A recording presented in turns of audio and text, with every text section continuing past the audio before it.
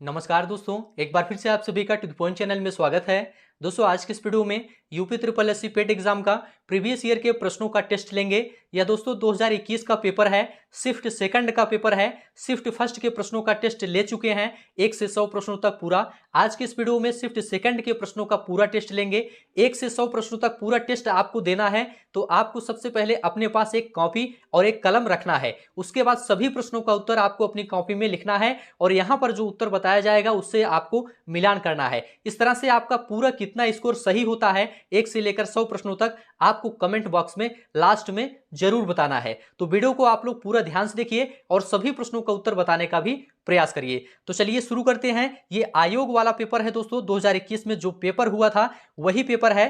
पहला प्रश्न आपके सामने है, आप लोग इसका आंसर बताने का प्रयास करिए। प्रश्न है दोस्तों, निम्नलिखित किस क्रम में भारत आए। यहां पर दोस्तों विदेशी यात्री लिखे गए हैं, ये किस क्रम में भारत आए थे आपको यह बताना है। सबसे पहले कौन आया था, टॉमस रो आए थे या फाहियान या हेनसांग, कौन पहले आया था कौन बाद में आया था, इस तरह से आपको क्रम बताना है। आप लोग जल्दी से कमेंट में अपना उत्तर बताइए और कॉपी में इसका उत्तर नोट करिए, क्रम इसका नोट करिए और इसके बाद जो यहां पर उत्तर बताया जाएगा उससे आप लोग मिलान करिए। तो यहां पर आपका राइट आंसर क्या है आप लोग बताइए। ए बी सी डी चारों ऑप्शनों में क्या सही है आपको बताना है। तो देखिए दोस्तों, यहां पर आपको बताएंगे सबसे पहले क्रम क्या है। सबसे पहला क्रम है दोस्तों फाहियान का। फाहियान कौन था, ये दोस्तों बौद्ध चीनी यात्री था। फाहियान कौन था दोस्तों, ये एक बौद्ध चीनी यात्री था। ये दोस्तों चंद्रगुप्त द्वितीय के समय में भारत आया था। किसके समय में आया था, चंद्रगुप्त द्वितीय के समय में आया था। चंद्रगुप्त द्वितीय का शासनकाल 375 से लेकर 414 है। ठीक है, तो पहले स्थान पर कौन आया था, फाहियान आया था।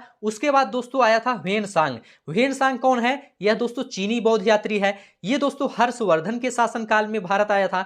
हर्षवर्धन का शासनकाल क्या है, 600 से लेकर 647 तक का जो समय है वह हर्षवर्धन का समय है। इसके बाद तीसरे नंबर पर आता है दोस्तों टॉमस रो। टॉमस रो दोस्तों ये ब्रिटिश राजदूत था। ये जहांगीर के शासनकाल में 1616 ईस्वी में भारत आया था। तो इस तरह से आपको क्रम यहां पर पता चल गया होगा। पहला क्रम है दोस्तों फाहियान का, दूसरा है हेनसांग का, तीसरे नंबर पर है टॉमस रो का। तो 2 3 1 2 3 1 का मतलब यहां पर सी ऑप्शन आपका बिल्कुल राइट हो जाएगा। यहां पर आप लोग अपना आंसर जल्दी से मिला लीजिए। चलिए दूसरा प्रश्न देखते हैं दोस्तों। दूसरा प्रश्न का उत्तर आप लोग जल्दी से बताइए। सिराजुद्दौला किस युद्ध में अंग्रेजों से पराजित हुआ था। ऑप्शन आपके सामने है बक्सर, प्लासी, वांडीवास या इनमें से कोई नहीं। यहां पर आपका राइट आंसर क्या है आप लोग जल्दी से कमेंट करके बताइए। तो देखिए दोस्तों, सिराजुद्दौला जो था ये प्लासी के युद्ध में अंग्रेजों से पराजित हुआ था। बी ऑप्शन आपका यहां पर राइट हो जाएगा। प्लासी के युद्ध की बात करें दोस्तों, 23 जून 1757 को बंगाल के नवाब सिराजुद्दौला तथा रॉबर्ट क्लाइव के नेतृत्व में अंग्रेजों के मध्य यह युद्ध लड़ा गया था, जिसमें अंग्रेजों की विजय हुई थी और इसके बाद मीर जाफर को बंगाल का नवाब बनाया गया था। बी ऑप्शन आपका यहां पर राइट है। आंसर आप लोग जल्दी से मिलाइए और सभी प्रश्नों का उत्तर आप लोग जरूर बताइए। 100 प्रश्नों तक पूरा टेस्ट आपको देना है। इनमें से कौन हड़प नीति का कट्टर समर्थक था। ऑप्शन आपके सामने है, आप लोग बताइए यहां पर आपका राइट आंसर क्या है। देखिए दोस्तों, हड़प नीति का कट्टर समर्थक कौन था, लॉर्ड डलहौजी था। बी ऑप्शन आपका यहां पर बिल्कुल राइट हो जाएगा। लॉर्ड डलहौजी दोस्तों 1848 से लेकर 1856 ईस्वी तक भारत का गवर्नर जनरल रहा, जो हड़प नीति का दोस्तों कट्टर समर्थक था। डलहौजी ने दोस्तों राज्य हड़प नीति के अंतर्गत सबसे पहले दोस्तों सतारा को 1848 में ब्रिटिश साम्राज्य में मिलाया था और उसके बाद 1856 में अवध को कुशासन का आरोप लगा करके ब्रिटिश साम्राज्य में मिला लिया था। तो यह महत्वपूर्ण जानकारी भी आप लोग याद रखिएगा। अगला प्रश्न आपके सामने है, भारतीय इतिहास में धन्वंतरी कौन थे। इंपॉर्टेंट प्रश्न है, आप लोग इसका आंसर बताइए। ये सभी प्रश्न 2021 के प्रश्न है, हुबहू पेपर आपके सामने है। आप लोग सभी प्रश्नों का उत्तर बताइए। भारतीय इतिहास में धन्वंतरी कौन थे, सेनापति थे या फिर चिकित्सक थे या नाटककार थे या कोई नहीं। तो यहां पर दोस्तों आपका राइट आंसर हो जाएगा बी ऑप्शन, चंद्रगुप्त विक्रमादित्य की सभा को सुशोभित करने वाले प्रसिद्ध चिकित्सक थे धन्वंतरी। कौन थे, प्रसिद्ध चिकित्सक थे। बी ऑप्शन आपका यहां पर राइट हो जाएगा। चलिए आगे बढ़ते हैं दोस्तों, पांचवा प्रश्न देखते हैं। 4 प्रश्न आपका यहां पर कंप्लीट हो गया। पांचवा प्रश्न आपके सामने है, मौर्यकालीन भारत के विवरण वाली इंडिका के लेखक कौन थे। ऑप्शन आपके सामने है, यहां पर आपका राइट आंसर क्या है आप लोग बताइए। देखिए दोस्तों, इंडिका की रचना मेगस्थनीज ने की थी। किसने की थी, मेगस्थनीज ने की थी, इसलिए ए ऑप्शन आपका यहां पर बिल्कुल राइट हो जाएगा। ह्वेनसांग की बात करें, ह्वेनसांग ने दोस्तों सीयू की नामक ग्रंथ की रचना की है और ह्वेनसांग दोस्तों ये हर्षवर्धन के शासनकाल में भारत आया था, इसे भी आप लोग ध्यान रखिएगा। और जो फाह्यान है दोस्तों ये बौद्ध चीनी यात्री था, ये चंद्रगुप्त द्वितीय के शासनकाल में भारत आया था। ठीक है, आगे बढ़ते हैं दोस्तों। अगला प्रश्न आपके सामने है, साइमन कमीशन किस वर्ष भारत में प्रथम बार आया? ऑप्शन आपके सामने है, आप लोग बताइए यहां पर आपका राइट आंसर क्या है। देखिए दोस्तों, सबसे पहले आपको समझना है साइमन कमीशन क्या है। साइमन कमीशन दोस्तों 7 ब्रिटिश सांसदों का एक समूह था, जिसके अध्यक्ष सर जॉन साइमन थे। जिसके अध्यक्ष कौन थे? सर जॉन साइमन थे। इसका गठन दोस्तों 1927 में किया गया था। भारत में सामाजिक सुधारों के लिए इसका गठन किया गया था 1927 में। और ये दोस्तों 1928 में भारत आया था। कब आया था? 1928 में भारत आया था, इसलिए डी ऑप्शन आपका राइट हो जाएगा। देखिए दोस्तों, इसमें एक भी सदस्य, इस समूह में एक भी भारतीय सदस्य न होने के कारण इसका काफी विरोध हुआ था। आगे बढ़ते हैं, भारतीय राष्ट्रीय कांग्रेस द्वारा किस अधिवेशन में ऐतिहासिक पूर्ण स्वराज्य का प्रस्ताव पारित किया गया? ऑप्शन आपके सामने है, यहां पर आपका राइट आंसर क्या है आप लोग बताइए। देखिए दोस्तों, यहां पर आपका राइट आंसर हो जाएगा बी ऑप्शन से आप मिलान करिए, लाहौर। देखिए दोस्तों 1940 में लाहौर अधिवेशन में पूर्ण स्वराज्य का प्रस्ताव पास हुआ। इस अधिवेशन के अध्यक्ष पंडित जवाहरलाल नेहरू थे। आगे बढ़ते हैं दोस्तों, अगला प्रश्न देखेंगे। यहां पर दोस्तों आपको मिलान करना है। तो पहला है दोस्तों Indian national army. Indian national army से किसका संबंध है? रास बिहारी बोस का है, सुभाष चंद्र बोस का है और कैप्टन मोहन सिंह का है। ठीक है, तो यहां पर सुभाष चंद्र बोस से आप मिला देंगे इंडियन नेशनल आर्मी को। ठीक है, दूसरा है दोस्तों गदर पार्टी। गदर पार्टी से किसका संबंध है? गदर पार्टी से लाला हरदयाल और सोहन सिंह भाखना का संबंध है। सोहन सिंह भाखना यहां पर नहीं है, इसलिए लाला हरदयाल से आप इसको मिलाएंगे गदर पार्टी को। ठीक है, मित्र मेला। मित्र मेला दोस्तों ये सावरकर बंधुओं का गुप्त समाज है, इसलिए आप बीडी सावरकर से इसे मिलाएंगे। और चौथा है होम रूल लीग।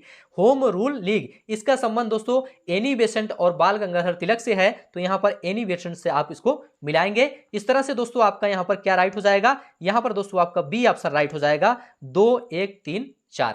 ठीक है, बी ऑप्शन आपका यहां पर राइट हो जाएगा। आप लोग इसका आंसर मिला लीजिए। अगला प्रश्न आपके सामने है, इसका आंसर आपका आना चाहिए। निम्न में से किसने महात्मा गांधी के खिलाफ आंदोलन से जुड़ने का विरोध किया था? किसने किया था आपको यह बताना है। ऑप्शन आपके सामने है, यहां पर आपका राइट आंसर क्या है आप लोग बताइए। देखिए दोस्तों, यहां पर आपका राइट आंसर है सी ऑप्शन, मोहम्मद अली जिन्ना ने। मार्च 1919 से लेकर 1922 तक दोस्तों भारत में असहयोग एवं खिलाफत दोनों जन आंदोलन साथ साथ चले थे, इसे ध्यान रखिएगा। खिलाफत समिति की स्थापना अली बंधुओं ने और मौलाना अबुल कलाम आजाद, अजमल खान और हसरत मोहानी के नेतृत्व में हुई थी, इसे आप लोग ध्यान रखिएगा। यहां पर आपका सी ऑप्शन बिल्कुल राइट हो जाएगा। इनमें से कौन सा क्रांतिकारी संगठन काकोरी षड्यंत्र केस में शामिल था? इसका उत्तर क्या है आप लोग जल्दी से बताइए। इनमें से कौन सा क्रांतिकारी संगठन काकोरी षड्यंत्र केस में शामिल था? ऑप्शन आपके सामने है, यहां पर आपका राइट आंसर हो जाएगा दोस्तों D option, Hindustan Republican association. D option दोस्तों आपका यहां पर बिल्कुल राइट है। हिंदुस्तान रिपब्लिक एसोसिएशन की स्थापना दोस्तों अक्टूबर 1924 में भारतीय स्वतंत्रता संग्राम के सेनानी राम प्रसाद बिस्मिल, वाईसी चटर्जी और चंद्रशेखर आजाद और सचिंद्र सन्याल ने कानपुर में की थी, इसे आप लोग ध्यान रखिएगा। डी ऑप्शन दोस्तों आपका यहां पर बिल्कुल राइट हो जाएगा। अगला प्रश्न आपके सामने है, आप लोग इसका आंसर बताइए। नागार्जुन सागर बांध किस नदी पर बना है? नागार्जुन सागर बांध किस नदी पर बना है? ऑप्शन आपके सामने है, यहां पर आपका राइट आंसर हो जाएगा दोस्तों बी ऑप्शन, कृष्णा नदी। ठीक है, नागार्जुन सागर बांध दोस्तों तेलंगाना राज्य में कृष्णा नदी पर स्थित है, जो 1966 में दोस्तों बनकर तैयार हुआ था, इसे आप लोग ध्यान रखिएगा। अगला प्रश्न आपके सामने है, माउंट एवरेस्ट पर प्रथम बार चढ़ाई किस वर्ष की गई? ऑप्शन आपके सामने है, यहां पर आपका राइट आंसर क्या है आप लोग बताइए। देखिए दोस्तों, यहां पर आपका राइट आंसर है बी ऑप्शन, 1953 में। ध्यान रखिएगा 29 मई 1953 को नेपाल के तेंजिंग नोर्गे शेरपा और न्यूजीलैंड के एडमंड हेनरी ने पहली बार माउंट एवरेस्ट पर विजय प्राप्त की थी। यहां पर आपका बी ऑप्शन बिल्कुल राइट हो जाएगा। 12 प्रश्न पूरा आपका यहां पर कंप्लीट हो गया। 13वां प्रश्न यहां से आपका शुरू है, इसका उत्तर आप लोग जल्दी से बताइए। भरतपुर में स्थित पक्षी अभ्यारण्य राष्ट्रीय उद्यान का नाम क्या है? ऑप्शन आपके सामने है, यहां पर आपका राइट आंसर क्या है आप लोग जल्दी से बताइए। देखिए दोस्तों, भरतपुर में स्थित पक्षी अभ्यारण्य का नाम है केवलादेव घाना राष्ट्रीय उद्यान। क्या है? केवलादेव घाना राष्ट्रीय उद्यान। सी ऑप्शन आपका यहां पर राइट है। आगे बढ़ते हैं दोस्तों, अगला प्रश्न देखेंगे, भिलाई इस्पात संयंत्र के लौह अयस्क का स्रोत है। भिलाई इस्पात संयंत्र के लौह अयस्क का स्रोत क्या है, आपको यह बताना है। ऑप्शन आपके सामने है, यहां पर आपका राइट आंसर क्या है आप लोग बताइए। देखिए दोस्तों, भिलाई इस्पात संयंत्र ये सोवियत संघ की सहायता से स्थापित किया गया था, जो कि छत्तीसगढ़ राज्य में स्थित है। ध्यान रखिएगा, भिलाई इस्पात संयंत्र के लिए दोस्तों दल्ली राजहरा खदान पिछले 50 वर्षों से, यहां पर ए ऑप्शन आपका राइट हो जाएगा, दल्ली राजहरा खदान पिछले 50 वर्षों से लौह अयस्क का उत्पादन करती है। ए ऑप्शन आपका यहां पर राइट हो जाएगा। अगला प्रश्न आपके सामने है, दिए गए दर्रों और उनके स्थानों का कौन सा जोड़ा सही नहीं है, आपको यह बताना है। पहला है दोस्तों जोजिला और बुर्जिल दर्रा, यह दोस्तों जम्मू और कश्मीर में है, बिल्कुल सही है। दूसरा है बारा लापचा ला और सिपकीला दर्रा, यह दोस्तों उत्तर प्रदेश में नहीं है, दूसरा गलत है। यह कहां है, यह दोस्तों हिमाचल प्रदेश राज्य में है। और तीसरा है थागाला नीति पास और लिपुलेख दर्रा, यह दोस्तों हिमाचल प्रदेश में नहीं है, यह दोस्तों उत्तराखंड राज्य में स्थित है। तो यहां पर दूसरा और तीसरा बिल्कुल गलत है। चौथा है नाथुला और जेलेपला दर्रा, यह दोस्तों सिक्किम में है, यह सही है। तो पहला और चौथा यहां पर सही है, दूसरा और तीसरा यहां पर सही नहीं है। आपको बताना था कौन सा सही नहीं है, तो दूसरा और तीसरा सही नहीं है, इसका मतलब यहां पर बी ऑप्शन बिल्कुल राइट हो जाएगा। चलिए दोस्तों आगे बढ़ते हैं, अगला प्रश्न देखेंगे, किसके बढ़ने के फलस्वरूप निजी निवेश में वृद्धि की अधिक संभावना होगी। ऑप्शन आपके सामने है, यहां पर आपका राइट आंसर क्या है। देखिए दोस्तों, यहां पर आपका राइट आंसर हो जाएगा सी ऑप्शन, नई पूंजी पर अनुमानित प्राप्ति, इसके बढ़ने के फलस्वरूप निजी निवेश में वृद्धि की संभावना अधिक होगी। सी ऑप्शन आपका यहां पर राइट हो जाएगा। अगला प्रश्न आपके सामने है, भारत की राष्ट्रीय आय का आकलन करने वाली संस्था कौन है, आपको बताना है। जल्दी से आप लोग कमेंट करके बताइए, यहां पर आपका राइट आंसर क्या है। यहां पर आपका राइट आंसर है दोस्तों डी ऑप्शन, केंद्रीय सांख्यिकी संगठन, यह भारत की राष्ट्रीय आय का आकलन करने वाली संस्था है। डी ऑप्शन आपका यहां पर राइट हो जाएगा। सेवा क्षेत्र का दूसरा नाम क्या है, आपको यह बताना है, तृतीयक, प्राथमिक या द्वितीयक या कृषि। ऑप्शन आपके सामने है, यहां पर आपका राइट आंसर क्या है। देखिए दोस्तों, यहां पर आपका राइट आंसर है ए ऑप्शन, तृतीयक। सेवा क्षेत्र का दूसरा नाम तृतीयक है, ए ऑप्शन आपका यहां पर राइट हो जाएगा। भारत में श्वेत क्रांति के जनक के रूप में कौन जाना जाता है, ऑप्शन आपके सामने है, यहां पर आपका राइट आंसर क्या है, आप लोग जल्दी से कमेंट करके बताइए। तो देखिए दोस्तों, भारत में श्वेत क्रांति के जनक के रूप में डॉक्टर वर्गीस कुरियन को जाना जाता है। बी ऑप्शन आपका यहां पर राइट हो जाएगा। ठीक है, बी ऑप्शन आपका यहां पर राइट है दोस्तों। और बात करें दोस्तों हरित क्रांति के जनक के रूप में किसे जाना जाता है, तो डॉक्टर एम एस स्वामीनाथन को, एम एस स्वामीनाथन को हरित क्रांति के जनक के रूप में जाना जाता है। यहां पर बी ऑप्शन आपका बिल्कुल राइट हो जाएगा। 19 प्रश्न आपका यहां पर कंप्लीट हो गया। 20वां प्रश्न यहां से शुरू है, इसका आंसर आप लोग बताइए। भारत में आर्थिक सुधार 1991 के दौरान प्रधानमंत्री कौन थे। ऑप्शन आपके सामने है, यहां पर आपका राइट आंसर क्या है। देखिए दोस्तों, भारत में आर्थिक सुधार 1991 के समय भारत के प्रधानमंत्री पीवी नरसिम्हा राव थे। कौन थे, पीवी नरसिम्हा राव थे। ए ऑप्शन आपका राइट है। और वित्त मंत्री डॉक्टर मनमोहन सिंह थे। ए ऑप्शन आपका यहां पर राइट है। आगे बढ़ते हैं, अगला प्रश्न आपके सामने है, भारत के संविधान में इनमें से क्या राज्य सूची में सम्मिलित नहीं है। ऑप्शन आपके सामने है, यहां पर आपका राइट आंसर क्या है, जल्दी से आप लोग बताइए। तो देखिए दोस्तों, यहां पर दंड प्रक्रिया संहिता ये राज्य सूची में शामिल नहीं है, ये समवर्ती सूची में शामिल है। डी ऑप्शन आपका यहां पर राइट हो जाएगा। आगे बढ़ते हैं दोस्तों, अगला प्रश्न आपके सामने है, निम्नलिखित में से क्या भारतीय संविधान की मुख्य विशेषता नहीं है। ऑप्शन आपके सामने है, यहां पर आपका राइट आंसर क्या है। तो देखिए दोस्तों, यहां पर आपका राइट आंसर हो जाएगा बी ऑप्शन, प्रतिबद्ध न्यायतंत्र। यह भारतीय संविधान की मुख्य विशेषता नहीं है। बाकी सभी अर्धसंघीय संरचना, शक्तियों का वितरण, लिखित संविधान और संविधान की सर्वोच्चता, ये भारतीय संविधान की मुख्य विशेषताओं के अंतर्गत आते हैं। तो सभी प्रश्नों का उत्तर बताने का आप लोग प्रयास करिए। अगला प्रश्न आपके सामने है, इसका उत्तर आप लोग जरूर बताइए। निम्न में से क्या भारतीय नागरिकों को आर्थिक न्याय प्रदान करता है। निम्न में से क्या भारतीय नागरिकों को आर्थिक न्याय प्रदान करता है। ऑप्शन आपके सामने है, यहां पर आपका राइट आंसर क्या है। देखिए दोस्तों, यहां पर आपका राइट आंसर है सी ऑप्शन, राज्य के नीति निदेशक सिद्धांत। भारतीय संविधान के दोस्तों भाग 4 में अनुच्छेद 36 से अनुच्छेद 51 तक वर्णित है, जिन्हें नीति निदेशक सिद्धांत कहा जाता है। ठीक है, अनुच्छेद 39 में दोस्तों राज्य द्वारा अनुसरण कुछ नीतियां हैं जो विशेषतः सामाजिक और आर्थिक न्याय से संबंधित है। तो यहां पर आपका सी ऑप्शन बिल्कुल राइट हो जाएगा। अगला प्रश्न आपके सामने है, भारतीय संविधान का कौन सा अनुच्छेद राज्य सरकारों को ग्राम पंचायतों के आयोजन के लिए निर्देशित करता है। ऑप्शन आपके सामने है, यहां पर आपका राइट आंसर क्या है, आप लोग बताइए। देखिए दोस्तों, यहां पर आपका राइट आंसर है अनुच्छेद 40। बी ऑप्शन आपका यहां पर राइट है। अनुच्छेद 40 राज्य सरकारों को ग्राम पंचायतों के आयोजन के लिए निर्देशित करता है। बी ऑप्शन आपका यहां पर राइट हो जाएगा। अनुच्छेद 38 की बात करें दोस्तों, आय सुविधाओं और अवसरों की असमानता को समाप्त करने तथा राज्य के लोक कल्याण की अभिवृद्धि के लिए सामाजिक व्यवस्था बनाना है अनुच्छेद 38 के अंतर्गत। ठीक है, बात करें अनुच्छेद 44 की। अनुच्छेद 44 में दोस्तों नागरिकों के लिए एक समान सिविल संहिता लागू करने का प्रयास करना है, इसका प्रावधान यहां पर किया गया है। अनुच्छेद 46 की बात करें तो अनुसूचित जाति, अनुसूचित जनजातियों और अन्य दुर्बल वर्गों के हर तरह के शोषण व सामाजिक अन्याय से उनकी रक्षा करना है अनुच्छेद 46 में। आगे बढ़ते हैं दोस्तों, अगला प्रश्न आपके सामने है, त्रिस्तरीय पंचायती राज व्यवस्था का विचार किसने रखा था? ऑप्शन आपके सामने है, यहां पर आपका राइट आंसर क्या है आप लोग जल्दी से कमेंट करके बताइए। तो देखिए दोस्तों, त्रिस्तरीय पंचायती राज व्यवस्था का विचार बलवंत राय मेहता कमेटी ने रखा था, इसलिए ए ऑप्शन आपका यहां पर राइट हो जाएगा। अशोक मेहता कमेटी की बात करें तो अशोक मेहता कमेटी ने दोस्तों त्रिस्तरीय पंचायती राज व्यवस्था के स्थान पर 2 स्तर के संगठन की अनुशंसा की थी। यहां पर आपका ए ऑप्शन बिल्कुल राइट हो जाएगा। 25 प्रश्न आपका यहां पर कंप्लीट हो गया। 26वां प्रश्न यहां से आपका शुरू है, बिजली का प्रवाह सर्किट में कब होता है? ऑप्शन आपके सामने है, यहां पर आपका राइट आंसर क्या है आप लोग बताइए। तो देखिए दोस्तों, बिजली का प्रवाह सर्किट में तब होता है जब स्विच चालू होती है, मतलब स्विच चालू होने पर ए ऑप्शन आपका यहां पर बिल्कुल राइट हो जाएगा। अगला प्रश्न देखेंगे दोस्तों, प्रतिरोध की एसआई इकाई क्या है आपको यह बताना है। ऑप्शन आपके सामने है, जल्दी से आप लोग इसका आंसर बताइए। देखिए दोस्तों, प्रतिरोध की एसआई इकाई ओम है, बी ऑप्शन आपका यहां पर बिल्कुल राइट हो जाएगा। फैराडे की बात करें, फैराडे दोस्तों ये विद्युत धारिता की इकाई है। वोल्ट की बात करें, वोल्ट दोस्तों ये किसका, विद्युत विभव का इकाई है। और एम्पियर की बात करें दोस्तों, एम्पियर ये विद्युत धारा के मात्रक हैं। ठीक है, चलिए आगे बढ़ते हैं। अगला प्रश्न है, नींबू का खट्टा स्वाद इनमें से किसकी उपस्थिति के कारण होता है?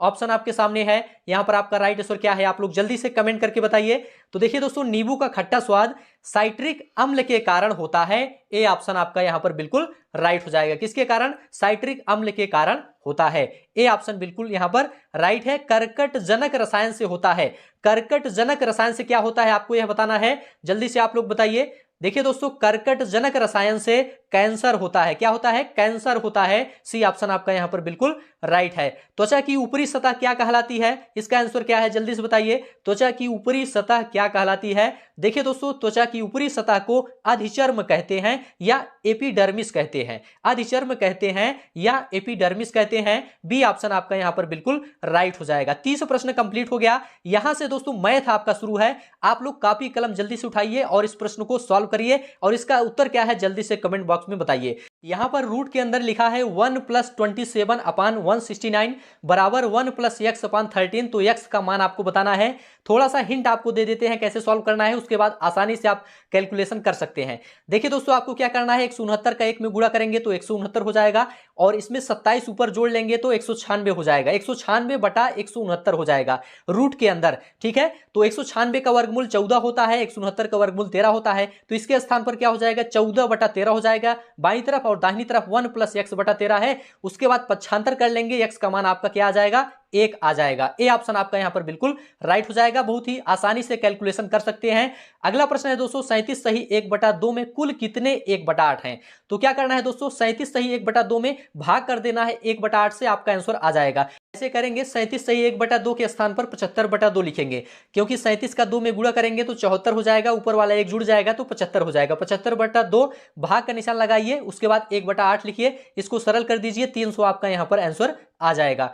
अगला प्रश्न देखेंगे दोस्तों, अगला प्रश्न भी काफी ज्यादा आसान है। देखिए यहां पर लिखा है रूट के अंदर 36.1 बटा 102.4। यहां पर दोस्तों क्या करना है, दशमलव को हटा देना है, तो ऊपर क्या बचेगा, 361 बचेगा और नीचे 1024 बचेगा।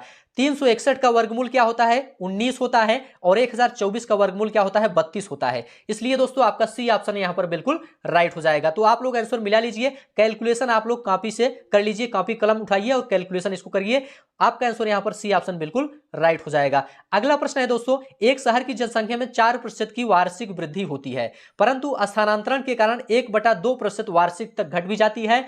3 वर्षों में वृद्धि का प्रतिशत क्या होगा, आपको यह बताना है। यहां पर देखिए 4% की वार्षिक वृद्धि होती है और उसी वर्ष 1/2% की वार्षिक कमी भी होती है। इसका मतलब औसतन 3.5% के हिसाब से हर साल वृद्धि हो रही है। तो 3 वर्षों में वृद्धि का प्रतिशत क्या है, आपको यह बताना है। तो यहां पर दोस्तों सबसे पहले आपको शहर की वर्तमान जनसंख्या 100 मान लेना है और उसके बाद हर साल कितनी वृद्धि हो रही है, 3.5% की वृद्धि हो रही है। इसका मतलब 100 में क्या करेंगे, 103.5 से गुणा करेंगे। 100 में जब 3.5 जोड़ेंगे तो 103.5 हो जाएगा।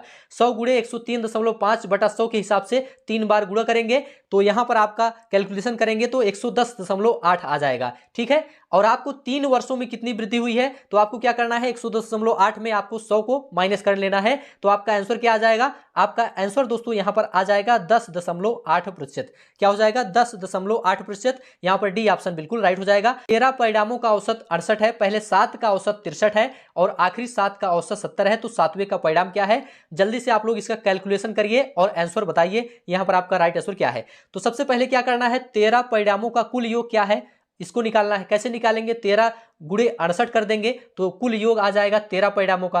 13 गुणे 68 करेंगे तो कितना हो जाएगा, तो आपका यहां पर हो जाएगा 884। इसी प्रकार से पहले 7 का औसत दिया है तो पहले 7 का योग निकाल लेंगे। पहले 7 का योग का मतलब 7 का 63 में गुणा कर देंगे तो आपका क्या हो जाएगा, 441 आ जाएगा। ऐसे ही आखिरी 7 का योग निकाल लेंगे। आखिरी 7 का योग का मतलब 7 का 70 में गुणा कर देंगे तो आखिरी 7 का योग आपका 490 आ जाएगा। तो इस तरह से दोस्तों पहले 7 का योग और आखिरी 7 का योग जोड़ लेंगे, पूरा जोड़ लेंगे तो लगभग आपका कितना आ जाएगा, 931 आ जाएगा। फिर उसमें जो है पहले जो 13 परिणामों का औसत है उसको माइनस कर देंगे तो आपका आंसर यहां पर लगभग 47 आ जाएगा। इस तरह से आप कैलकुलेशन करेंगे, ए ऑप्शन आपका यहां पर आ जाएगा। ठीक है, चलिए आगे बढ़ते हैं दोस्तों। यहां तक केवल 5 प्रश्न मैथ का था। अगला प्रश्न है दोस्तों, निम्न में से तीसरे का विलोम शब्द क्या है, आपको यह बताना है। तो तीसरे का विलोम क्या है आपको यह बताना है, आप लोग बताइए। देखिए दोस्तों, तीसरे का अर्थ क्या होता है, तेज होता है। तीसरे का अर्थ क्या होता है, तेज होता है। इसका सही विलोम शब्द दोस्तों कुंठित होगा। क्या होगा, कुंठित होगा। डी ऑप्शन दोस्तों आपका यहां पर बिल्कुल राइट हो जाएगा। तृष्णा की बात करते हैं, यहां पर तृष्णा लिखा गया है। तृष्णा का अर्थ होता है प्यास। ठीक है, और त्याग करने वाले को क्या कहा जाता है, त्यागी कहा जाता है। इसे भी ध्यान रखिएगा। अगला प्रश्न आपके सामने है, इसका आंसर आप लोग बताइए। गजवदन का पर्यायवाची है, गजवदन का पर्यायवाची क्या है आपको यह बताना है। आप लोग जल्दी से कमेंट करके बताइए। देखिए दोस्तों, गजवदन का अर्थ होता है हाथी जैसे शरीर वाला, अर्थात भगवान गणेश। यहां पर आपका सी ऑप्शन बिल्कुल राइट हो जाएगा, गणपति। ठीक है, चलिए आगे बढ़ते हैं। कांटों से भरा हुआ वाक्य के लिए नीचे दिए गए विकल्प में से एक शब्द चुनिए। तो यहां पर आपका राइट आंसर क्या है, आप लोग जल्दी से बताइए। देखिए दोस्तों, कांटे से भरे हुए को कंटका कीड़ कहा जाता है। क्या कहा जाता है, कंटका कीड़ कहा जाता है। डी ऑप्शन आपका यहां पर राइट हो जाएगा। यहां पर कुचैला लिखा गया है, कुचैला का अर्थ गंदा होता है, और बिकीड़ लिखा गया है, बिकीड़ का अर्थ छोटा होता है। ठीक है, तो डी ऑप्शन आपका यहां पर बिल्कुल राइट हो जाएगा। दूध का दूध और पानी का पानी करना मुहावरे का अर्थ क्या है, आपको यह बताना है। ऑप्शन आपके सामने है, यहां पर आपका राइट आंसर क्या है।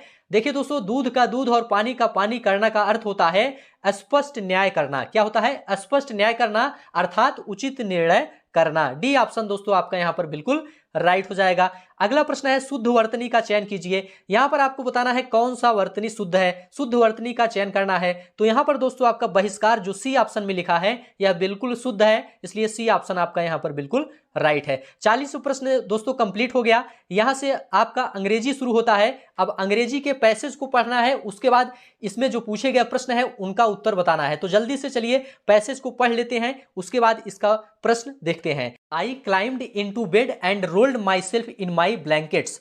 मैं बिस्तर पर चढ़ गया और स्वयं को अपने कंबल में लपेट लिया। First extinguishing the light that burn steadily near the door. पहले दरवाजे के पास लगातार जलती रोशनी को बुझाया।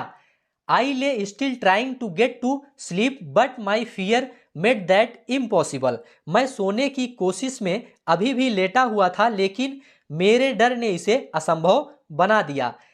And soon I sat up in bed peering into the darkness. और जल्द ही मैं बिस्तर पर बैठ गया और अंधेरे में झांक रहा था। And occasionally glancing at the round window in the side of the ship which seemed like a plate suspended in the darkness.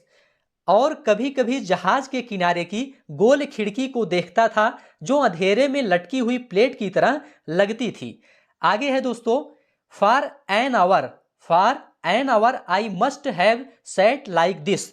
इसका मतलब है 1 घंटे के लिए मैं ऐसे ही बैठा रहा होगा। ठीक है, आगे है, and then I was suddenly roused by a draught of cold air. और फिर मैं अचानक ठंडी हवा के सूखे से उठ गया था। ठीक है, आई जम्प्ड आउट ऑफ बेड। इसका मतलब है मैं बिस्तर से कूद गया। आगे है not having allowed for the motion of the ship, जहाज की गति की अनुमति नहीं होने के कारण I was instantly thrown violent across the room, मुझे तुरंत पूरे कमरे में हिंसक रूप से फेंक दिया गया। चलिए इस पर आधारित अब प्रश्नों को सॉल्व करते हैं। The author sat peering into the darkness because, मतलब लेखक अंधेरे में झांक कर बैठा था क्यों बैठा था? क्योंकि वह डर गया था। He was afraid. D option आपका यहां पर राइट हो जाएगा। डी ऑप्शन से आप इसको मिलाइए। अगला प्रश्न है दोस्तों, the author jumped out of bed because, इसको आप किससे मिलाएंगे? मतलब इसका आंसर क्या होगा? The author jumped out of bed because, लेखक बिस्तर से कूद गया क्योंकि एक ठंडी हवा उसके चेहरे से गुजर रही थी। ठीक है, because a cold breeze blew past his face. C option आपका यहां पर राइट हो जाएगा। Which one of the following did the author do first, निम्नलिखित में से लेखक ने सबसे पहले क्या किया था? तो लेखक ने सबसे पहले क्या किया था? लेखक पहले बिस्तर पर चढ़ा था, climbing into bed. B option आपका यहां पर बिल्कुल राइट हो जाएगा। Give synonym for the following word pride, pride का साइनोनिम बताना है आपको, पर्यायवाची शब्द बताना है। तो प्राइड का अर्थ क्या होता है? प्राइड का अर्थ मान या अभिमान होता है। इसका साइनोनिम मतलब पर्यायवाची शब्द क्या हो जाएगा? डिग्निटी हो जाएगा। क्या होगा? डिग्निटी होगा। डिग्निटी का मतलब क्या होता है? मान, प्रतिष्ठा होता है। सी ऑप्शन आपका यहां पर बिल्कुल राइट हो जाएगा। Give antonym for the following word, कीन, कीन का दोस्तों विलोम बताना है, एंटोनिम बताना है। कीन का अर्थ होता है तीक्ष्ण, इसका एंटोनिम दोस्तों डल होगा। क्या होगा? डल होगा। ए ऑप्शन आपका यहां पर राइट हो जाएगा। डल का अर्थ क्या होता है? डल का अर्थ मंद होता है। ठीक है, तो ए ऑप्शन आपका यहां पर बिल्कुल राइट हो जाएगा। तो यहां पर 45 प्रश्न पूरा कंप्लीट हो गया।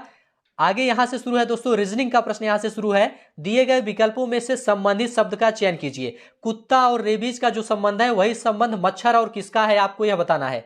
तो देखिए दोस्तों, जिस प्रकार कुत्ते के काटने पर रेबीज होता है उसी प्रकार मच्छर के काटने पर मलेरिया होता है। सी ऑप्शन आपका यहां पर बिल्कुल राइट हो जाएगा।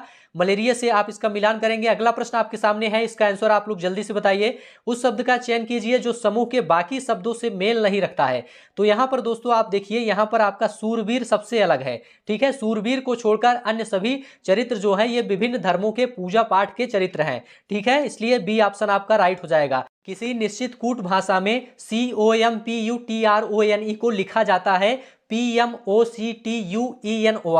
इसी कूट भाषा में ADVANTAGES को क्या लिखा जाएगा, यही आपको बताना है। तो यहां पर देखिए दोस्तों, दोनों में संबंध क्या है? COMP, यहां पर जो पहला 4 अक्षर है इसमें जो है PMOC उसको पलट कर लिख दिया है। आगे UT जो लिखा है उसको पलटकर यहां पर TU लिख दिया है। लास्ट का 4 अक्षर RONE जो है इसको ENOR पलटकर लिख दिया गया है। ऐसे ही आपको इसमें भी देखना है, ADVA को 4 अक्षर जो है इसको पलटकर AVDA लिख देना है। तो यहां पर बी वाले में देखिए AVDA हो गया। आगे NT लिखा है तो इसको TN लिख देंगे, तो इसमें TN लिख दिया गया। आगे AGES है तो इसको SEGA लिख देंगे, SEGA लिख देंगे। तो बी वाला यहां पर आपका बिल्कुल राइट हो जाएगा, बी ऑप्शन। ठीक है, चलिए कूट से संबंधित था। एक आदमी ने एक महिला से कहा, तुम्हारी माँ के पति की बहन मेरी बुआ है। वह महिला उस आदमी से किस प्रकार संबंधित है? तो इसका आंसर क्या है, आप लोग जल्दी से कमेंट में बताइए। तो देखिए दोस्तों, वह महिला उस आदमी की बहन होगी। डी ऑप्शन आपका यहां पर राइट हो जाएगा। वह महिला उस आदमी की क्या होगी? बहन होगी। ठीक है, चलिए आगे बढ़ते हैं। अगला प्रश्न देखेंगे, सभी प्रश्न ध्यान से देखते हुए चलिए। अगला प्रश्न है, यदि 18 फरवरी 2005 को शुक्रवार है तो 18 फरवरी 2007 को कौन सा दिन होगा? ऑप्शन आपके सामने है, यहां पर आपका राइट आंसर क्या है? देखिए दोस्तों, प्रत्येक अगले वर्ष समान तिथि में एक दिन बढ़ जाता है। यदि 18 फरवरी 2005 को शुक्रवार है तो 18 फरवरी 2006 को दोस्तों शनिवार होगा और 18 फरवरी 2007 को रविवार होगा। ए ऑप्शन आपका यहां पर बिल्कुल राइट हो जाएगा। क्यों? क्योंकि प्रत्येक अगले वर्ष समान तिथि में दोस्तों एक दिन बढ़ जाता है। ए ऑप्शन आपका यहां पर राइट हो जाएगा। अगला प्रश्न आपके सामने है, भारत के उस प्रथम राज्य का नाम क्या है जिसने अपने सभी निवासियों को स्वास्थ्य बीमा प्रदान किया है? ऑप्शन आपके सामने है, यहां पर आपका राइट आंसर क्या है, आप लोग बताइए। देखिए दोस्तों, यहां पर आपका राइट आंसर सी ऑप्शन है, राजस्थान। राजस्थान की अशोक गहलोत सरकार ने दोस्तों 2021-22 के राज्य के बजट में सभी नागरिकों को चिरंजीवी स्वास्थ्य बीमा योजना के अंतर्गत निःशुल्क स्वास्थ्य बीमा सुविधा प्रदान की है। सी ऑप्शन आपका यहां पर बिल्कुल राइट हो जाएगा। अगला प्रश्न आपके सामने है, आरबीआई ने 22 जुलाई 2021 से किस भुगतान तंत्र को को नए कार्ड जारी करने पर प्रतिबंध लगा दिया है? ऑप्शन आपके सामने है, यहां पर आपका राइट आंसर क्या है? देखिए दोस्तों यहां पर आपका राइट आंसर है A option, master card. A option दोस्तों आपका यहां पर बिल्कुल राइट हो जाएगा। अगला प्रश्न है, योग के बारे में जागरूकता बढ़ाने के उद्देश्य से भारत में किसके द्वारा मोबाइल ऐप नमस्ते योग शुरू किया गया है? ऑप्शन आपके सामने है, यहां पर आपका राइट आंसर क्या है? देखिए दोस्तों यहां पर आपका राइट आंसर हो जाएगा सी ऑप्शन, आयुष मंत्रालय। देखिए दोस्तों 21 जून 2021 को अंतर्राष्ट्रीय योग दिवस पर भारत सरकार के आयुष मंत्रालय ने योग के प्रति जागरूकता बढ़ाने के लिए मोबाइल ऐप नमस्ते योग का शुभारंभ किया है। सी ऑप्शन आपका यहां पर बिल्कुल राइट हो जाएगा। 53 प्रश्न दोस्तों यहां पर कंप्लीट हो गया। अगला प्रश्न आपके सामने है, टोक्यो पैरालंपिक 2021 में किसको भारतीय दल के ध्वजवाहक के लिए नामित किया गया? ऑप्शन आपके सामने है, यहां पर आपका राइट आंसर क्या हो जाएगा? देखिए दोस्तों यहां पर आपका राइट आंसर है B option, Mariyappan Thangavelu. B option दोस्तों आपका यहां पर बिल्कुल राइट है। टोक्यो पैरालंपिक खेलों का आयोजन दोस्तों 24 अगस्त 2021 से 5 सितंबर 2021 तक किया गया, जिसमें भारत ने दोस्तों 5 गोल्ड और 8 सिल्वर सहित कुल 19 मेडल जीते थे। बी ऑप्शन दोस्तों आपका बिल्कुल यहां पर राइट है। 2021-22 के दूसरे क्वार्टर के लिए सुकन्या समृद्ध खाते की ब्याज दर क्या है? ऑप्शन आपके सामने है, यहां पर आपका राइट आंसर है दोस्तों ए ऑप्शन, 7.6%। आगे बढ़ते हैं, भारतीय सेना ने कश्मीर में अपनी एक फायरिंग रेंज का नाम बॉलीवुड अभिनेत्री के नाम पर रखा है। किसके नाम पर रखा है यही आपको बताना है। तो यहां पर आपका राइट आंसर क्या है, आप लोग जल्दी से बताइए। यहां पर आपका राइट आंसर है दोस्तों डी ऑप्शन, विद्या बालन के नाम पर रखा गया है, इसलिए डी ऑप्शन आपका यहां पर राइट हो जाएगा। अगला प्रश्न है, वर्ष 2021 के लिए किस देश का पासपोर्ट विश्व में सबसे शक्तिशाली पासपोर्ट की श्रेणी में सबसे ऊपर है? ऑप्शन आपके सामने है, यहां पर आपका राइट आंसर क्या है, आप लोग जल्दी से कमेंट करके बताइए। तो देखिए दोस्तों यहां पर आपका राइट आंसर है डी ऑप्शन, जापान। जापान यहां पर बिल्कुल राइट आंसर है। अगला प्रश्न देखेंगे दोस्तों, तमिलनाडु विधानसभा 2021 का चुनाव किस राजनीतिक दल ने जीता? ऑप्शन आपके सामने है, यहां पर आपका राइट आंसर क्या है? देखिए दोस्तों यहां पर आपका राइट आंसर है ए ऑप्शन, डीएमके। डीएमके के तमिलनाडु विधानसभा चुनाव 2021 जीतने के बाद दोस्तों एम के स्टालिन तमिलनाडु के मुख्यमंत्री बने थे।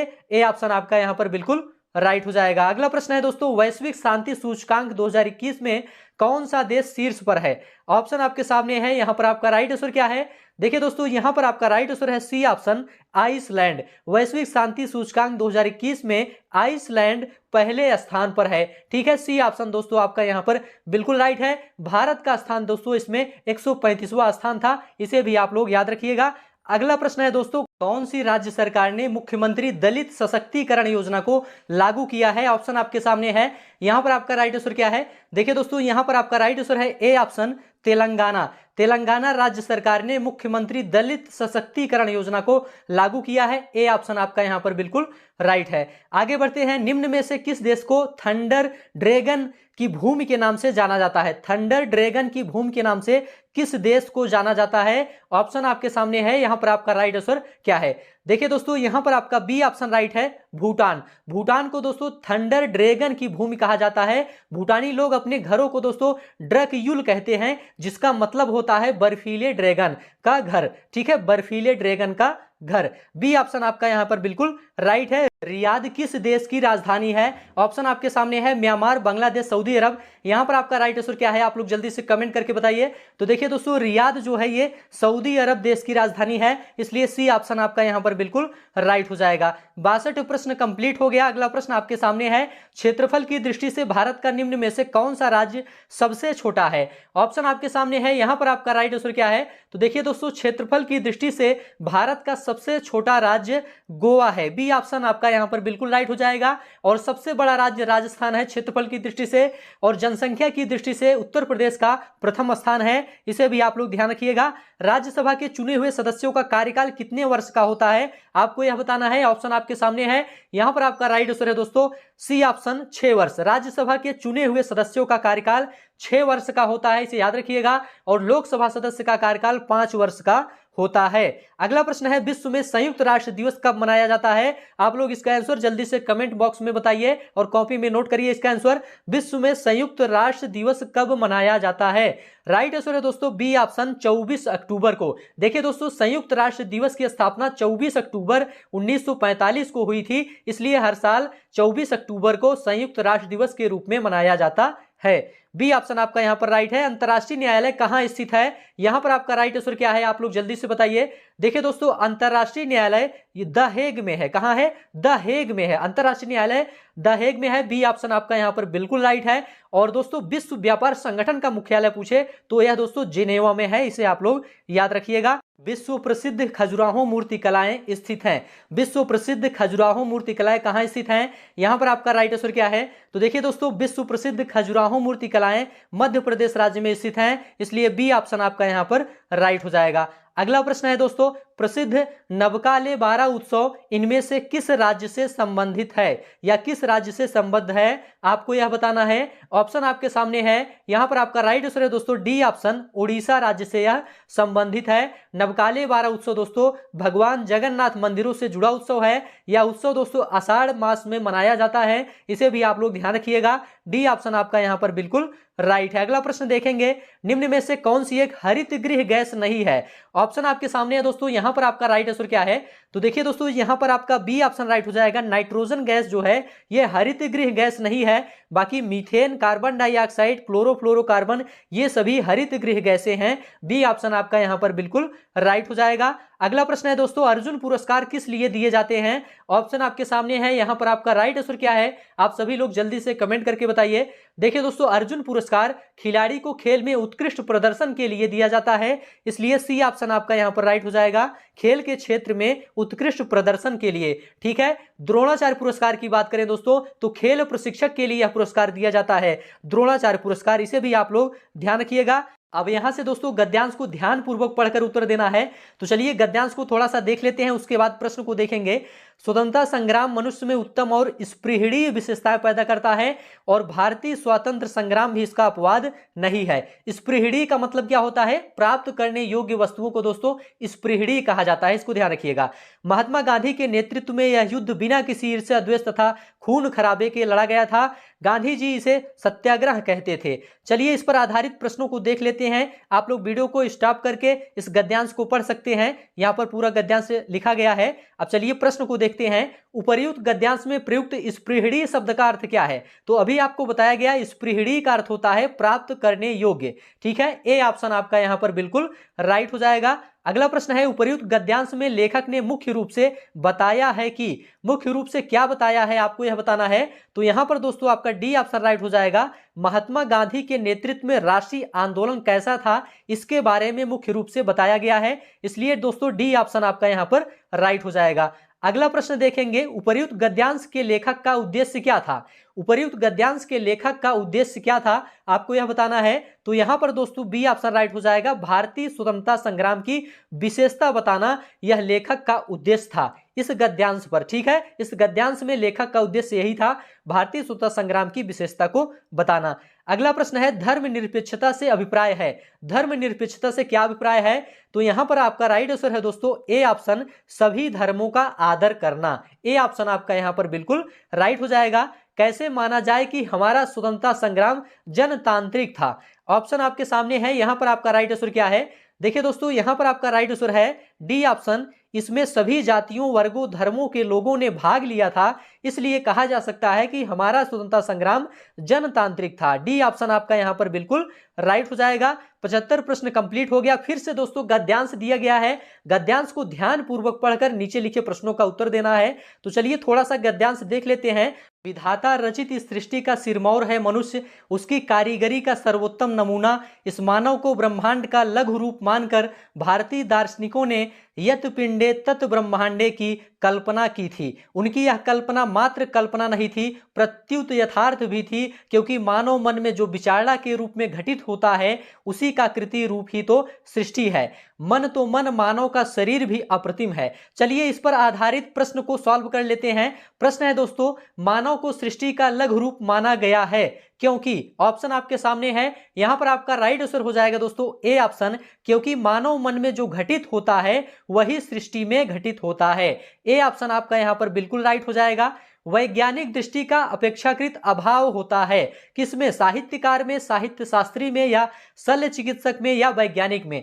तो यहां पर दोस्तों गद्यांश के आधार पर यहां पर आपका राइट आंसर बी ऑप्शन हो जाएगा, साहित्य शास्त्री में। साहित्य शास्त्रियों के मन में वैज्ञानिक दृष्टि का अभाव होता है गद्यांश के आधार पर, बी ऑप्शन आपका यहां पर राइट हो जाएगा। मानव शरीर को यंत्रवत कहा गया है क्योंकि, यहां पर आपका राइट आंसर क्या हो जाएगा? तो देखिए दोस्तों यहां पर आपका राइट आंसर हो जाएगा सी ऑप्शन, अवयव रूपी पुर्जों के विकृत होने से शरीर यंत्रवत निष्क्रिय हो जाता है। मानव शरीर को यंत्रवत कहा गया है क्योंकि अवयव रूपी पुर्जों के विकृत होने से शरीर यंत्रवत निष्क्रिय हो जाता है। अगला प्रश्न है दोस्तों गद्यांश पर आधारित शल्य चिकित्सकों द्वारा स्वीकार की गई दायित्वपूर्ण चुनौती थी, क्या थी? आपको यह बताना है। ऑप्शन आपके सामने है, यहां पर आपका राइट आंसर है दोस्तों सी ऑप्शन, अंग प्रत्यारोपण द्वारा शरीर को सामान्य बनाना। शल्य चिकित्सकों द्वारा स्वीकार की गई दायित्वपूर्ण चुनौती थी अंग प्रत्यारोपण द्वारा शरीर को सामान्य बनाना। आगे बढ़ते हैं दोस्तों, अनुच्छेद में प्रयुक्त निरामय शब्द का पर्याय क्या है? अनुच्छेद में प्रयुक्त निरामय शब्द का पर्याय क्या है, आपको यह बताना है। तो यहां पर दोस्तों आपका बी ऑप्शन राइट हो जाएगा, स्वस्थ। निरामय का अर्थ दोस्तों निरोगी या स्वस्थ होता है, इसलिए बी ऑप्शन आपका यहां पर बिल्कुल राइट हो जाएगा। 80 प्रश्न दोस्तों आपका कंप्लीट हो गया। अब यहां से दोस्तों ग्राफ वाला प्रश्न है। निम्नांकित रेखा चित्र में सीमेंट का विभिन्न वर्षों के दौरान उत्पादन दर्शाया गया है, इसका अध्ययन करें और निम्नलिखित प्रश्नों के उत्तर दीजिए। सीमेंट का उत्पादन मिलियन टन में यहां पर दर्शाया गया है, आपको इस पर आधारित प्रश्न का उत्तर देना है। प्रश्न है उत्पादन अधिकतम स्तर तक इस वर्ष घटा, किस वर्ष उत्पादन सबसे ज्यादा घटा, आपको यह बताना है। Option A B C D करके दिया गया है, इसमें कौन सा सही है आपको यह बताना है। तो यहां पर दोस्तों ग्राफ में आप लोग देखेंगे 2015 और 16 में देखिए 98 से सीधा 60 पर आ गया है, तो इसलिए दोस्तों 2015 और 16 में सबसे ज्यादा उत्पादन घटित हुआ है, मतलब सबसे ज्यादा उत्पादन में कमी आई है। कब? 2015 और 16 में, ठीक है। बी ऑप्शन आपका यहां पर राइट हो जाएगा। अगला प्रश्न है उत्पादन में पिछले वर्ष की तुलना में किस वर्ष के दौरान अधिकतम वृद्धि हुई है, आपको यह बताना है। तो यहां पर आप लोग ग्राफ में देखेंगे दोस्तों 2013-14 में देखेंगे 2013 में 55 था, 2014 में सीधा 90 हो गया, 55 से 90 हो गया, तो 2013-14 में सर्वाधिक वृद्धि हुई है उत्पादन में, ठीक है। इसलिए आपका यहां पर क्या सही हो जाएगा, यहां पर दोस्तों आपका ए ऑप्शन राइट हो जाएगा 2013-14, ठीक है। आगे बढ़ते हैं, प्रथम 3 वर्ष के दौरान औसत उत्पादन क्या था। तो प्रथम 3 वर्ष के दौरान आपको औसत उत्पादन निकालना है। प्रथम 3 वर्ष कौन कौन है, यहां पर 42, 44 और 48, इन तीनों का योग करके 3 से भाग कर देना है। इन तीनों का योग करेंगे, 3 से भाग करेंगे तो आपका औसत उत्पादन आ जाएगा। औसत उत्पादन कितना आएगा, लगभग 48 मिलियन टन आ जाएगा। कितना आएगा, 48 मिलियन टन आ जाएगा। यहां पर दोस्तों आपका सी ऑप्शन बिल्कुल राइट हो जाएगा, ठीक है। 83 प्रश्न कंप्लीट हो गया। अगला प्रश्न आपके सामने है, सीमेंट का अधिकतम उत्पादन दर्ज हुआ, किस वर्ष सीमेंट का अधिकतम उत्पादन दर्ज हुआ, आपको यह बताना है। तो यहां पर दोस्तों आप देखेंगे सबसे ज्यादा 2014-15 में, देखिए यहां पर 98 मिलियन टन उत्पादन हुआ है 2014-15 में, इसलिए आपका यहां पर क्या सही हो जाएगा, 2014-15 बिल्कुल आपका यहां पर राइट हो जाएगा। बी ऑप्शन आपका यहां पर राइट हो जाएगा 2014-15। अगला प्रश्न है, वर्ष 2011-12 के दौरान उत्पादन वृद्धि प्रतिशत पिछले वर्ष की तुलना में कितना था। तो चलिए ग्राफ में देखते हैं, यहां से क्लियर हो जाएगा। वर्ष 2011-12 के दौरान आपको देखना है, तो वर्ष 2011 और 12, 2011 में देखेंगे 44 मिलियन टन है और 2012 में कितना है, 58 मिलियन टन है, ठीक है। तो क्या करेंगे, इसका प्रतिशत निकाल देंगे। प्रतिशत कैसे निकलेगा, 58 में 44 माइनस करेंगे, जितना आएगा उसका प्रतिशत निकाल देंगे, लगभग 31.8% आएगा, ठीक है। कितना आएगा, 31.8% आएगा। तो यहां पर आपका क्या राइट हो जाएगा, यहां पर दोस्तों ए ऑप्शन राइट हो जाएगा 31.8%। चलिए आगे बढ़ते हैं, यहां से फिर से ग्राफ है दोस्तों, एक वस्तु यक्स के आयात को 2013 से 2019 के मध्य करोड़ रुपए में दर्शाता है, दर्शाए गए चित्र पर आधारित प्रश्नों के उत्तर दें। तो चलिए इस पर आधारित प्रश्नों को देखते हैं। यहां पर दोस्तों पहला प्रश्न है, वर्ष 2014-15 से 2015-16 के दौरान यक्स के आयात में वृद्धि प्रतिशत है, कितना वृद्धि प्रतिशत है आपको बताना है 2014-15 से 2015-16 के बीच में। तो यहां पर देखिए 2014-15 में 900 करोड़ है और 2015-16 में 1200 करोड़ है। इन दोनों का प्रतिशत कैसे निकलेगा, 1200 माइनस 900 बटा 900 गुणे 100 कर देंगे, सरल कर देंगे, आपका आंसर 33.3% आसानी से आ जाएगा। कॉपी में आप लोग जल्दी से इसे सॉल्व कर सकते हैं। तो 33.3% यहां पर आपका आंसर हो जाएगा बी ऑप्शन, ठीक है। चलिए आगे बढ़ते हैं, अगला प्रश्न इस पर आधारित देखते हैं। अगला प्रश्न क्या है? अगला प्रश्न है दोस्तों, सभी वर्षों के लिए वर्ष दर वर्ष यक्स के आयात की वृद्धि का औसत है। सभी वर्षों के लिए वर्ष दर यक्स के आयात की वृद्धि का प्रतिशत क्या है, आपको यह बताना है। तो चलिए डायग्राम में देखते हैं यहां पर क्या दिया गया है। यहां पर दोस्तों देखिए, यक्स के आयात की वर्ष दर वर्ष वृद्धि का औसत। तो यहां पर दोस्तों देखिए कितनी वृद्धि हो रही है, 700 से 900 हो रहा है, मतलब 200 की वृद्धि हो रही है। तो पहले 200 लिखेंगे, फिर 9 से 12 मतलब 300 की वृद्धि हो रही है, फिर प्लस 300 लिखेंगे। फिर 12 के बाद 12 वृद्धि नहीं हो रही है तो इसको नहीं लिखेंगे। 12 के बाद 13 हो रहा है, मतलब 100 की वृद्धि हो रही है, फिर 100 लिखेंगे। फिर आगे 13 से 20 हो रहा है, मतलब कि 13 7 20, 700 की वृद्धि हो रही है। तो इस तरह से 200 प्लस 300 प्लस 100 प्लस 700 जो वृद्धि हो रही है उसको लिखेंगे और बटा 5 कर देंगे। ठीक है, क्योंकि 5 बार यहां पर वृद्धि हो रही है तो बटा 5 कर देंगे। 5 से भाग कर देंगे तो लगभग 260 करोड़ आपका आंसर आ जाएगा। ठीक है, कितना आ जाएगा? 260 करोड़ आपका यहां पर आंसर आ जाएगा। ए ऑप्शन आपका यहां पर बिल्कुल राइट हो जाएगा। अगला प्रश्न है, विगत कितने वर्षों तक यक्स का आयात यक्स के औसत आयात से अधिक था? तो यहां पर आप लोग देखेंगे दो में जो है आयात औसत से अधिक था। एक 900 से जो 1200 हो रहा है, इसमें 300 की वृद्धि हुई। एक 1300 से 2000 हो रहा है, इसमें 700 की वृद्धि हुई। तो यहां पर दोस्तों आपका क्या सही हो जाएगा? सी ऑप्शन राइट हो जाएगा। 2 वर्षों में, यहां पर 2 वर्षों में आयात जो है औसत से अधिक था, इसलिए सी ऑप्शन राइट हो जाएगा। यक्स के औसत आयात से अधिक आयात और यक्स के औसत आयात से कम आयात के वर्षों का अंतर कितना है? तो इसका अंतर दोस्तों 2 है, इसलिए बी ऑप्शन आपका यहां पर राइट हो जाएगा। वर्ष 2018-19 के दौरान यक्स के आयात में प्रतिशत वृद्धि सभी वर्षों के यक्स के आयात के उसके औसत से कितनी है, आपको यह बताना है। सबसे पहले सभी वर्षों के यक्स के आयात का औसत आपको निकालना है। उसके बाद 2018-19 के दौरान यक्स का आयात कितना है उसको लिखना है। फिर दोनों का प्रतिशत आपको निकाल देना है अंतर करके। ठीक है, तो यहां पर आप देखेंगे पहले यक्स का सभी वर्षों के दौरान औसत क्या हो जाएगा? 700 plus 900 plus 1200 plus 1200 plus 1300 plus 2000 पूरा जोड़ लेंगे। जोड़ने के बाद आप क्या करेंगे? 6 से भाग कर देंगे तो सभी वर्षों में यक्स का औसत आ जाएगा। ठीक है, उसके बाद 2018-19 में, 18-19 ये वाला है, 2018-19 में क्या है? 2000 है आयात। ठीक है, इन दोनों का प्रतिशत आप निकाल देंगे तो आपका लगभग 64.38% आंसर आ जाएगा। कितना आएगा? 64.38%। डी ऑप्शन आपका राइट हो जाएगा। चलिए आगे बढ़ते हैं, 10 प्रश्न और बचा हुआ है, इसको ध्यान से देख लीजिए। दी गई तालिका या सारणी का ध्यानपूर्वक अध्ययन करें तथा नीचे दिए गए प्रश्नों के उत्तर दें। यहां पर तालिका दिया गया है, निम्न तालिका में 4 व्यक्ति ए बी सी डी सप्ताह के विभिन्न दिनों पर वस्तुओं की बिक्री कर रहे हैं। ए बी सी डी, ठीक है, सोमवार मंगलवार शनिवार। इस पर आधारित प्रश्न का उत्तर आपको देना है। प्रश्न पहला है, मंगलवार को ए द्वारा बेची गई वस्तु तथा शनिवार को सी द्वारा बेची गई वस्तु का अनुपात क्या था, आपको यह बताना है। तो यहां पर दोस्तों ध्यान से देखिए, यहां पर आप देखिए मंगलवार को ए द्वारा बेची गई वस्तु क्या है? 35 है। यहां पर देखिए मंगलवार ये है, ए द्वारा बेची गई वस्तु 35 है। और शनिवार को सी द्वारा, यहां पर शनिवार है, सी द्वारा बेची गई वस्तु 45 है। तो 35 बटा 45 कर देंगे, इसका अनुपात 7:9 हो जाएगा। यहां पर आपका बी ऑप्शन राइट हो जाएगा, 7:9। अगला प्रश्न है, सोमवार को डी द्वारा बेची गई वस्तु शनिवार को सी द्वारा बेची गई वस्तु का कितना प्रतिशत थी? ठीक है, तो चलिए यहां पर आप देखिए ध्यान से, यहां पर है दोस्तों सोमवार को डी द्वारा बेची गई वस्तु क्या है? सोमवार ये है, डी द्वारा बेची गई वस्तु 20 है। ठीक है, और शनिवार को सी द्वारा बेची गई वस्तु, शनिवार ये है, सी द्वारा बेची गई वस्तु 45 है। 20 और 45 का आपको क्या करना है? प्रतिशत निकाल देना है। आपका 44.44% आ जाएगा आंसर। यहां पर आपका क्या सही हो जाएगा? 44.44%। सी ऑप्शन आपका यहां पर राइट हो जाएगा। चलिए आगे बढ़ते हैं, अगला प्रश्न देखेंगे। बी सी डी द्वारा क्रमशः सोमवार मंगलवार तथा शनिवार को बेची गई वस्तुओं का औसत क्या है? तो यहां पर दोस्तों औसत आपको निकालना है। औसत बराबर क्या करेंगे? कुल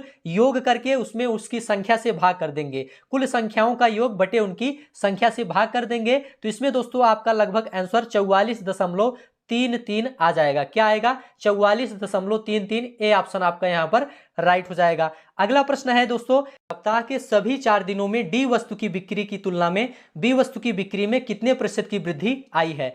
तो यहां पर दोस्तों आप लोग ध्यान से देखिए, यहां पर आपको निकालना है सप्ताह के सभी 4 दिनों में डी वस्तु की बिक्री कितना है। डी ये है सप्ताह के सभी 4 दिन, इनका योग करके निकालना है कितनी बिक्री हो रही है। उसके बाद क्या करना है, बी वस्तु की कितनी बिक्री हो रही है इसको निकालना है, फिर दोनों का प्रतिशत निकाल देना है। तो लगभग 28.3% आपका आंसर आ जाएगा। कितना आएगा दोस्तों, 28.3% आपका आंसर आ जाएगा, डी ऑप्शन। इसको सॉल्व करेंगे तभी आपका आंसर आएगा। अगला प्रश्न देख लेते हैं, सोमवार को बेची गई वस्तुओं की औसत और शुक्रवार को बेची गई वस्तुओं की औसत के मध्य कितना अंतर है। तो यहां पर दोस्तों आप लोग ध्यान से देखेंगे, यहां पर आपको क्या निकालना है, सोमवार को बेची गई वस्तुओं का औसत। तो सोमवार कहां है, ये है। सोमवार को बेची गई वस्तुओं का औसत क्या करेंगे, 40, 45, 25, 20 का योग करके 4 से भाग कर देंगे तो सोमवार को बेची गई वस्तुओं का औसत आ जाएगा। इसके बाद क्या करना है, शुक्रवार को बेची गई वस्तुओं का औसत निकालना है। शुक्रवार ये है, इसका योग कर देंगे 25, 28, 15, 41 का योग करके 4 से भाग कर देंगे तो शुक्रवार को बेची गई वस्तुओं का औसत आ जाएगा। फिर दोनों का अंतर कर लेंगे तो आपका आंसर आ जाएगा। दोनों का अंतर करेंगे तो 5.25 आपका आंसर हो जाएगा। क्या हो जाएगा दोस्तों, 5.25 आपका आंसर हो जाएगा। सी ऑप्शन आपका यहां पर राइट हो जाएगा। चलिए आगे बढ़ते हैं दोस्तों, 5 प्रश्न और बचा है, उसे भी आप लोग देख लीजिए। दी गई तालिका या सारणी का ध्यानपूर्वक अध्ययन करें तथा नीचे दिए गए प्रश्नों के उत्तर दें। यहां पर प्रश्न पूछा गया है, गेहूं उत्पादन में किस वर्ष के दौरान गिरावट दिखाई दी। तो यहां पर गेहूं वाले ऑप्शन में आप लोग ध्यान से देखिए, यहां पर पहले दोस्तों वृद्धि हो रही थी, लेकिन 2013-14 में देखेंगे कमी हो रही है। 2012-13 में 7112 था, 2013-14 में 7056 हो गया, कमी हो रही है। इसलिए आपका यहां पर क्या राइट हो जाएगा, 2013-14 गेहूं उत्पादन में 2013-14 वर्ष के दौरान गिरावट दिखाई दी, ए ऑप्शन आपका राइट हो जाएगा। इनमें से किस फसल में 2013 से 2017 के मध्य उत्पादन में लगातार वृद्धि दर्ज की गई है। 2013 से 2017 में आपको देखना है, 2013 से लेकर 2017 में आपको देखना है किस फसल में लगातार वृद्धि हुई है। तो बाजरा वाले फसल में दोस्तों लगातार वृद्धि हुई है। आप लोग देख सकते हैं 1110 था, 1160 हो गया, 1450 हो गया, फिर 1460 हो गया। तो बाजरा वाले फसल में लगातार वृद्धि हुई है 2013 से 17 में, इसलिए आपका यहां पर डी ऑप्शन बाजरा बिल्कुल राइट हो जाएगा। आगे बढ़ते हैं दोस्तों, अगला प्रश्न देखेंगे। अगला प्रश्न क्या है, 2010-11 से 2016-17 की अवधि के मध्य आलू का औसत उत्पादन कितना है। आलू का औसत उत्पादन आपको निकालना है। तो यहां पर आप देखेंगे आलू का औसत उत्पादन कैसे निकलेगा, 2010 से लेकर 2017 तक निकालना है। तो क्या करेंगे, 210, 220, 222, 245, 315, 400 और आगे जो 445 है, ये इन सबको क्या करना है, जोड़ देना है। जोड़कर इसमें 7 से भाग कर देना है तो आपका औसत आ जाएगा। औसत कितना आएगा, 293.86 टन आपका औसत आ जाएगा। ठीक है, 293.86 टन। ठीक है, तो बी ऑप्शन आपका यहां पर राइट हो जाएगा। अगला प्रश्न है दोस्तों, 2016-17 के मध्य इनमें से किस फसल के उत्पादन में पिछले वर्ष की तुलना में गिरावट दर्ज की गई। 2016-17 के मध्य, तो यहां पर आप लोग ध्यान से देखिए, यहां पर आपको 2016-17 के मध्य देखना है। तो यहां पर चावल वाला देखिए 2016 और 2017, 2016-17 ये है। चावल में देखेंगे 826 था, फिर 812 हो गया है, 826 टन था, फिर 812 हो गया है, मतलब इसमें गिरावट दर्ज की गई है चावल में। ठीक है, तो चावल वाला आपका यहां पर बिल्कुल राइट हो जाएगा, सी ऑप्शन चावल बिल्कुल आपका राइट हो गया। अगला प्रश्न है, आलू का उत्पादन 2015-16 में 2010-11 का अंदाजन कितना गुणा है। तो यहां पर देखिए आलू वाले में आप देखेंगे क्लियर हो जाएगा। आलू वाले में देखेंगे 2015-16 में आलू का उत्पादन कितना है, 2015-16 में आलू का उत्पादन 400 है। ठीक है, और 2010-11 में आलू का उत्पादन 210 है। तो आपको बताना है कितना गुणा है। तो 400 में 210 का भाग कर देंगे तो 1.9 गुना आ जाएगा। ठीक है, कितना आ जाएगा, 1.9 आ जाएगा, 1.9 यहां पर डी ऑप्शन बिल्कुल राइट हो जाएगा। ठीक है, तो इस प्रकार से दोस्तों 100 प्रश्न आपका यहां पर पूरा कंप्लीट हो गया। यदि आप लोग 1 से 100 प्रश्नों तक पूरा टेस्ट दिए हैं तो आप लोग अपना स्कोर कमेंट में जरूर बताइए। अभी के लिए दोस्तों बस इतना ही, वीडियो को यही समाप्त करते हैं। अब हम आपको नेक्स्ट वीडियो में मिलेंगे किसी नए टॉपिक के साथ, तब तक के लिए आप सभी का बहुत बहुत धन्यवाद।